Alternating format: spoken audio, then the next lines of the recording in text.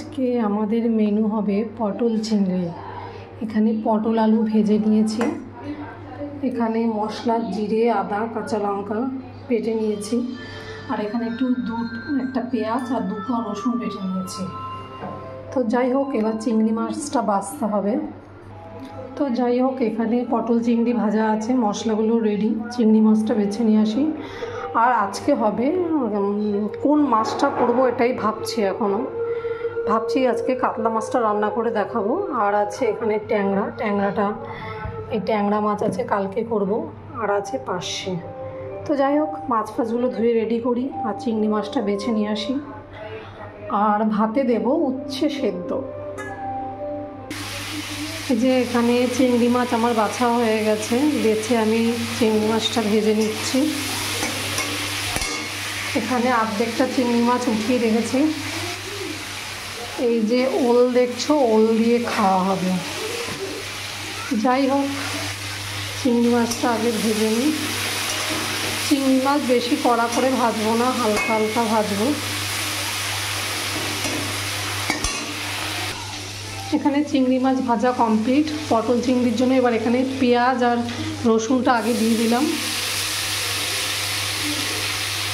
পেঁয়াজ আর রসুনটা দিয়ে আগে একটু ভাজা ভাজা করে নেব, তারপর জিরে আদা টমেটো দেবো।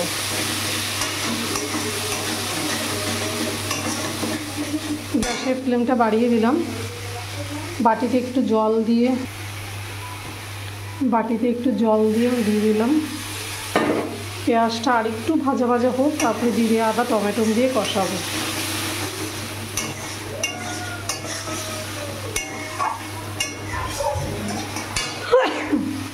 পেঁয়াজটা এখানে ভাজা ভাজা হয়ে গেছে, গায়ের থেকে তেল ছেড়ে দিয়েছে। এখানে টমেটো জিরে আদা বাটাটা দিয়ে দিচ্ছি আর কাঁচা লঙ্কা। এবার এটা দিয়ে ভালো করে কষাবো। গ্যাসের ফ্লেমটাকে একটু কমিয়ে দেবো। যে কোনো মশলা একটু আস্তে আস্তে কমিয়ে কষালে খেতেও টেস্ট হয়। মশলা যদি ভালো করে কষানো না হয়, রান্নাটাও টেস্ট হয় না। যাই হোক, এটা সবাই জানে। এবার মশলাটা আমি ভালো করে কষিয়ে দিই। গ্যাসটা ফ্লেমটা কমিয়ে দিলাম। তারপরে পটলটা দিয়ে আর চিংড়ি মাছ দিয়ে আর একটু কষিয়ে তারপরে জল দেব। মশলাটা অনেকটা কষানো হয়ে গেছে। এবার এখানে পটল আলু দিয়ে দেবো। একেবারে চিংড়ি মাছটাও দিয়ে দিলাম। এবার দিয়ে আর একটু কষিয়ে নেবো ভালো করে। থালায় একটু তেল আছে, একটু এর ভেতরে জল দিয়ে দিলাম।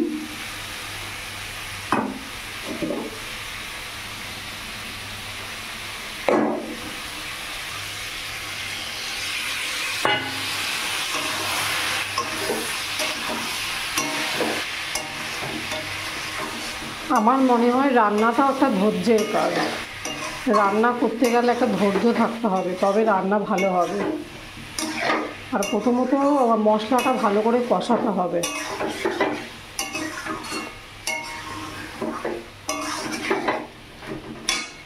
যাক, একটু পটল আলুটা দিয়ে কষিয়ে নিই। তো যাই হোক, আমার পটল চিংড়ি কষানো অনেকটাই হয়ে এসছে। আর একটু হলে জল দিয়ে দেবো। এইদিকে আমি ভাত বসিয়ে দিয়েছি, কেননা দেরি হয়ে যাবে, অনেক বেলা হয়ে গেছে। ভাতের মধ্যে একটা উচ্ছে দিয়ে দিলাম। আর এই দুটো উচ্ছে মাঝখান থেকে ছিঁড়ে দিয়েছি কোয়াশ। কে কে খাও কোয়াশ সেদ্ধ, কমেন্টে জানিও। ভাতের মধ্যে কোয়াশ সিদ্ধ দিয়ে দিলাম আর উচ্ছে সিদ্ধ।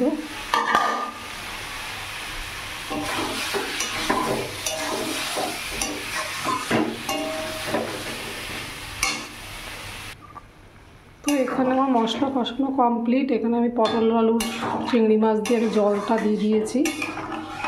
খুব বেশি জল দেব না, এটা গামাখা হবে।